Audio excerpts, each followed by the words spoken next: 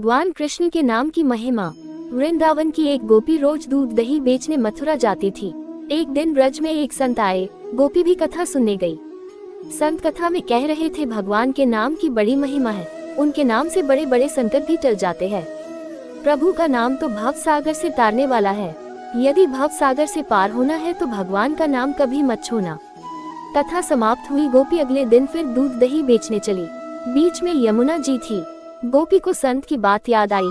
संत ने कहा था भगवान का नाम तो भवसागर से पार लगाने वाला है।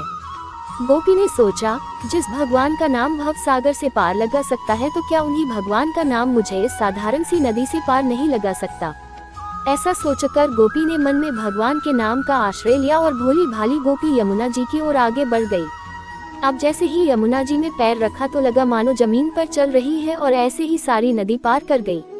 पार पहुंचकर बड़ी प्रसन्न हुई और मन में सोचने लगी कि संत ने तो ये बड़ा अच्छा तरीका बताया पार जाने का।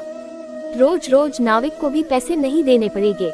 एक दिन गोपी ने सोचा कि संत ने मेरा इतना भला किया, मुझे उन्हें खाने पर बुलाना चाहिए। अगले दिन गोपी जब दही बेचने गई तब संत से घर में भोजन करने को कहा। संत तैयार हो गए। अब बीच में फिर यमुना नदी आई। संत नाविक को बुलाने लगे तो गोपी बोली, बाबा नाविक को क्यों बुला रहे हैं, हम ऐसे ही यमुना जी में चले गए।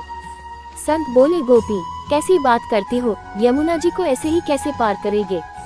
गोपी बोली, बाबा आपने ही तो रास्ता बताया था। आपने कथा में कहा था कि भगवान के नाम का आश्रय लेकर भव सागर से पार हो सकते हैं। तो मैंने सोचा जब भव सागर से पार हो सकते हैं तो यमुना जी से पार क्यों नहीं हो सकते, और मैं ऐसा ही करने लगी, इसलिए मुझे अब नाव की जरूरत नहीं पड़ती। संत को विश्वास नहीं हुआ। बोले, गोपी तू ही पहले चल, मैं तुम्हारे पीछे पीछे आता हूँ। गोपी ने भगवान के नाम का आश्रय लिया और जिस प्रकार रोज जाती थी वैसे ही यमुना जी को पार कर गई।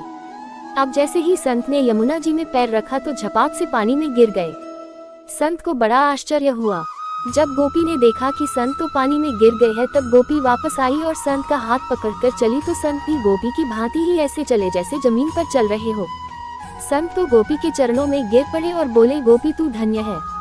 वास्तव में तो सही अर्थों में नाम का आश्रय तो तुमने लिया है और मैं जिसने नाम की महिमा बताई तो सही, पर स्वयं नाम का आश्रय नहीं लिया।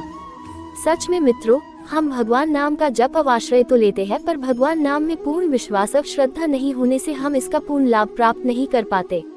शास्त्र बताते हैं कि भगवान श्री कृष्ण का एक नाम इतने पापों को मिटा सकता है जितना कि एक पापी व्यक्ति कभी कर भी नहीं सकता।